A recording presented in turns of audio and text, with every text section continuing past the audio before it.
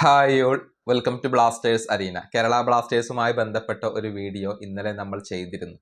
അതായത് ബ്ലാസ്റ്റേഴ്സിന്റെ ഉടമസ്ഥ കൈമാറ്റവുമായി ബന്ധപ്പെട്ട പ്രഖ്യാപനം ഇന്ന് ഉണ്ടാകും എന്നുള്ള ഒരു പ്രതീക്ഷ പങ്കുവെച്ചുകൊണ്ടുള്ള വീഡിയോയായിരുന്നു അത്. അതുമായി ബന്ധപ്പെട്ട പല സൂചനകളും ഇന്നലെ പുറത്തേക്ക് വന്നിരുന്നു.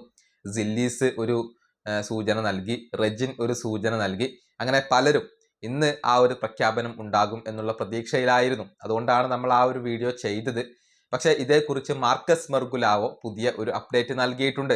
അദ്ദേഹത്തോട് ചോദിക്കുന്നത് കേരള ബ്ലാസ്റ്റേഴ്സിൽ നിന്നും ഓണം സ്പെഷ്യൽ ആയിക്കൊണ്ട് എന്തെങ്കിലും കേൾക്കാൻ നമുക്ക് സാധിക്കുമോ എന്നുള്ളതായിരുന്നു.